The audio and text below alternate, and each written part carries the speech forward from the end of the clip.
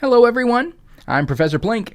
I respond to various theological and ideological questions and claims from a rationalistic and naturalistic approach in an effort to give and explain the opposite viewpoint and help to balance the conversation. Before we get into today's video, a special shout out to my most recent super thankers, Perky J. Delcatty, Piao Meow Noir and a Waifu Car, Really Bad Juju, Taylor Reed Hudson, James Lamica, and Design Tech DK. Thank you for your kind support of my channel. You are the anti-apologetic almond butter to my skeptical sugar-free fruit preserves. Hey kids, would you like a terrible healthy sandwich? No! Too bad, because your recently divorced mom has a crush on her trainer, and he eats like this, so now you have to too. Almond butter and no sugar added fruit preserves. Thank you very much for helping me to continue to do what I do. And if you like what you see in this video and would like to help out the channel, make sure to subscribe, click the bell so you'll always be notified when new content comes out. And of course, like the video, maybe pop in a comment down below as well. All that really does go a long way towards pleasing the totally fair and level-headedly designed YouTube algorithm and keeping my channel motoring along. Now on to today's video. Today we're going to be hearing from Lucas from the channel Deflate and his argument in favor of the Kalam cosmological argument. Now, longtime fans of the channel will know that I regard the Kalam to be my pick for the worst argument for God in all of religious apologetics. And that's for a number of reasons. For one, it's wrong on every level. All of its premises, as well as its conclusion, is faulty, as well as for the perniciousness with which apologists continually try to trot it out, no matter how many times you explain how wrong it is. Not to mention that, even if every single part of the Kalam argument were correct, the argument itself still would in no way point anywhere near a creator God. So the argument doesn't even argue for the thing that the creator and proponents of it claim that it's arguing for. And that's exactly what Lucas is going to be focusing on with this video. He's going to briefly go over what the Kalam cosmological argument is, and then focus mainly on how this argument does push for what William Lane Craig calls a personal God. Which at least is a little bit refreshing, because normally when William Lane Craig tosses this out over and over again, he usually just shoves the whole personal God bit in with no explanation and just moves on as if it would just be an intuitive given that the universe had to be the result of a personal creator. And when you do a conceptual analysis of what it is to be a cause of the universe, you arrive at a being which is an uncaused, beginningless, timeless, spaceless, enormously powerful personal creator of the universe. So let's dive in with Lucas and get into the Kalam cosmological argument.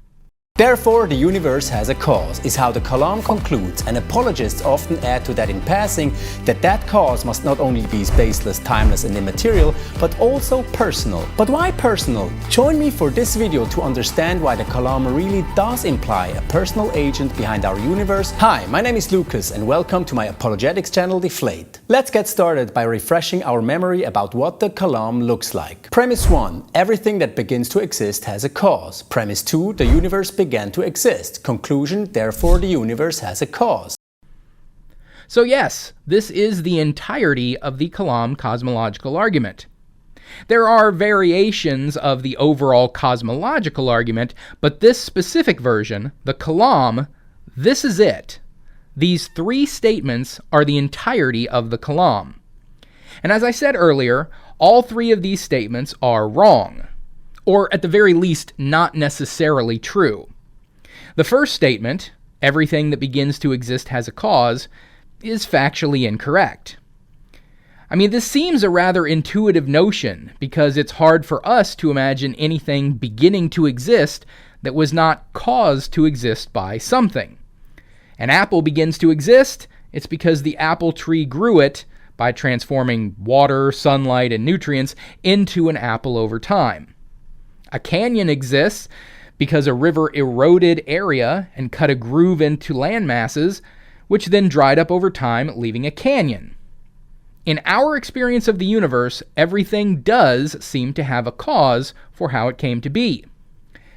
But we have to keep in mind that we humans have a very limited perception of the whole of existence. And we're discovering new and wonderful things about the totality of existence that oftentimes blows our seemingly intuitive understandings out of the water.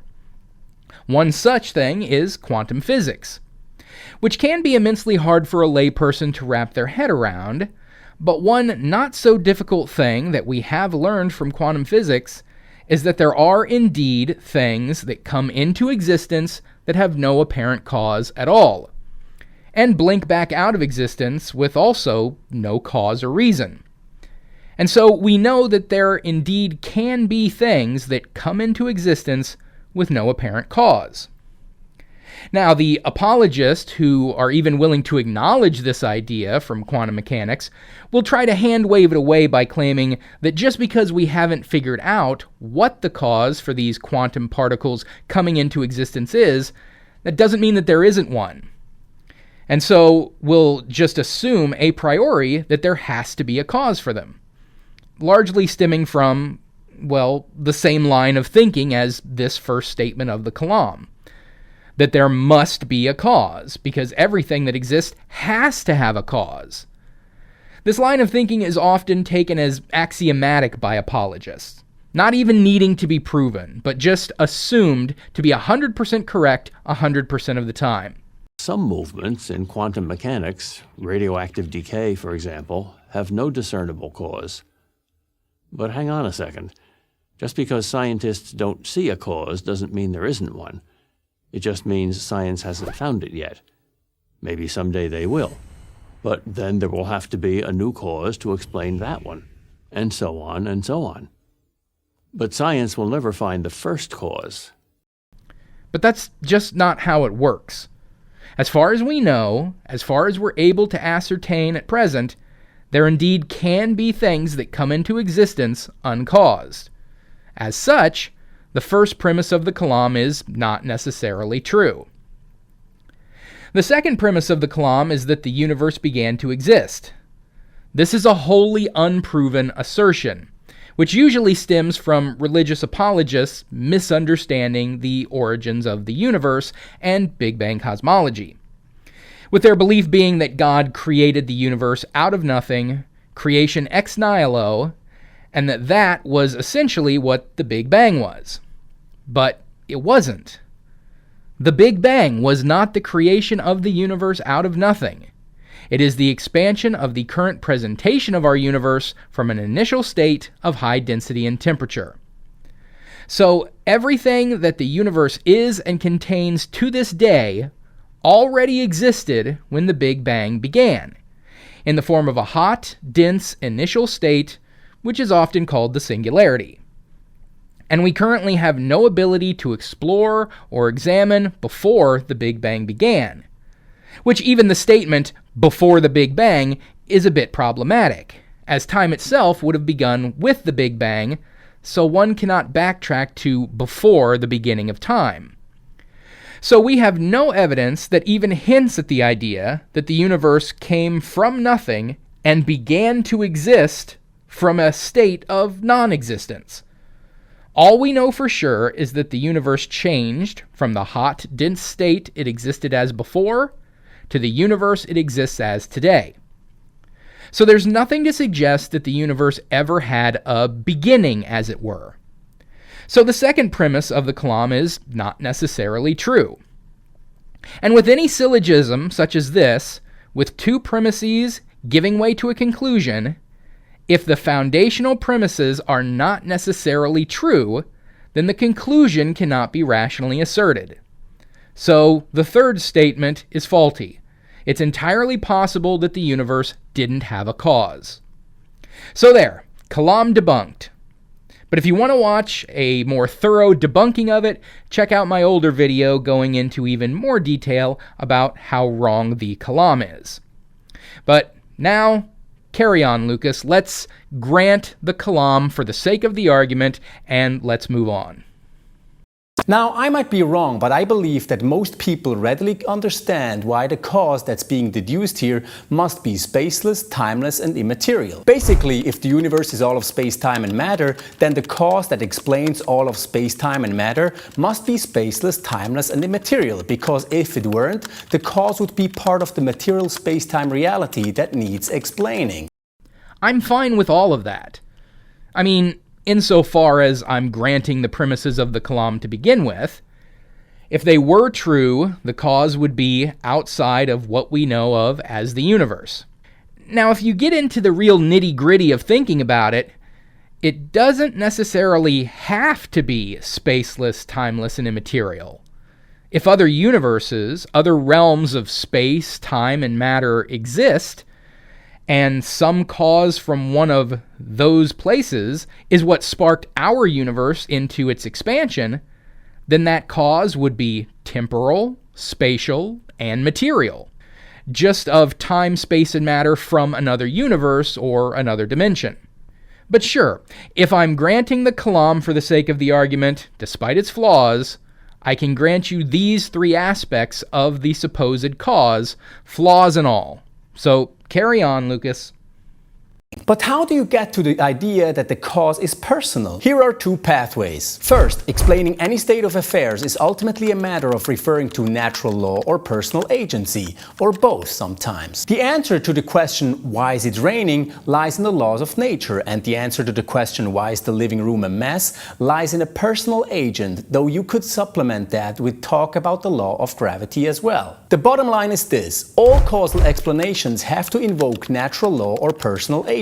But when it comes to explaining why the universe came to exist, referring to the laws of nature isn't an option, since they were as inexistent without the universe itself to which they apply. Thus, you cannot possibly invoke natural law to explain how we got from not having a universe to having one. I'm going to disagree with you there.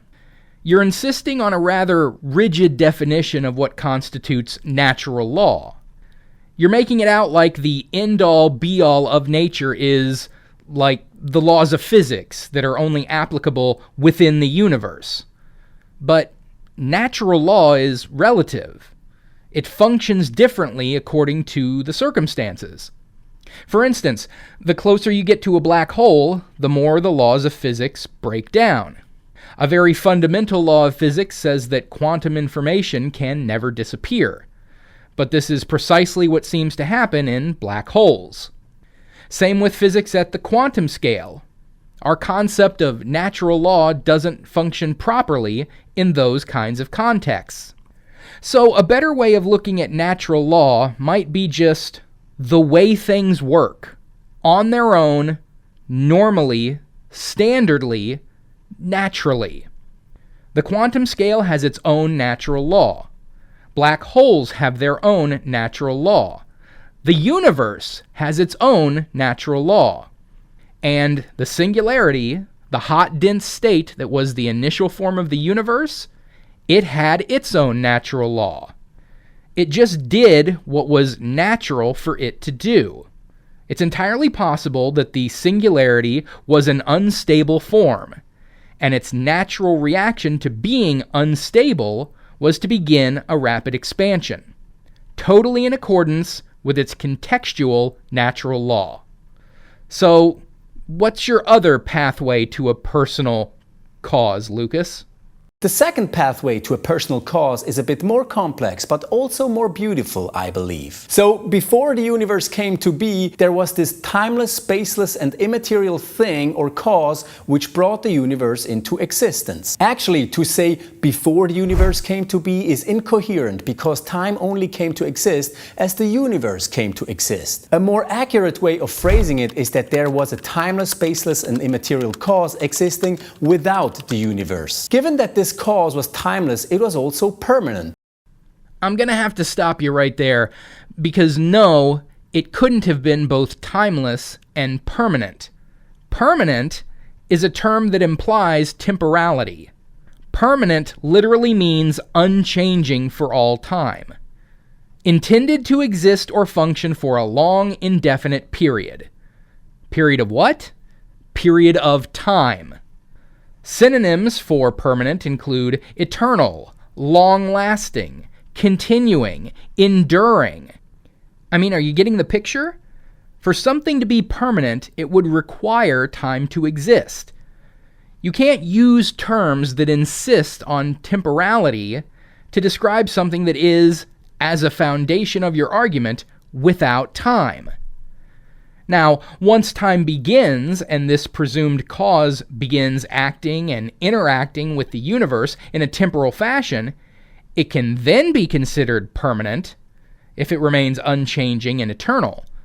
But it's no longer considered timeless. You simply can't have it both ways. You can't be interacting with things along a timeline and also remain timeless. It's not possible. Well, first of all, through God, all things are possible, so jot that down. But this raises the following question. If there was a permanent universe-creating cause, how come this cause led to the creation of a universe 13.8 billion years ago instead of 15, 16, or 20 billion years ago? Indeed, if the cause is permanent, then why isn't the effect, that is, the universe, also permanent, that is, eternal? Or in other words, how can a permanent cause have a temporal effect with a beginning? I mean, I find this one rather simple. If time is being created, then it has to start somewhere.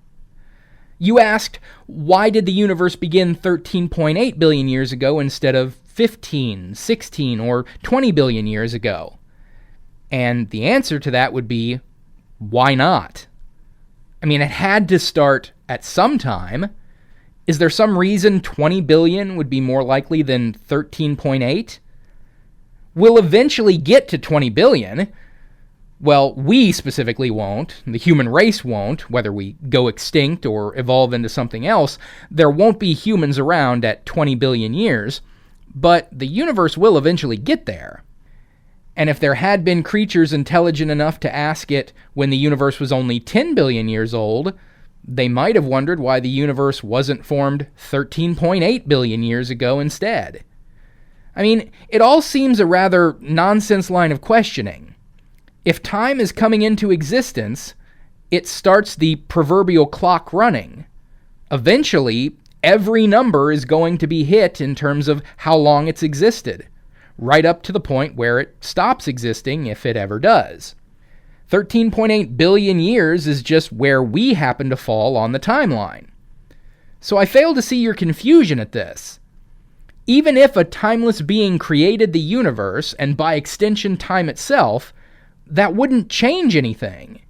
It still would have started the clock, and we still would just happen to be here at 13.8 billion years.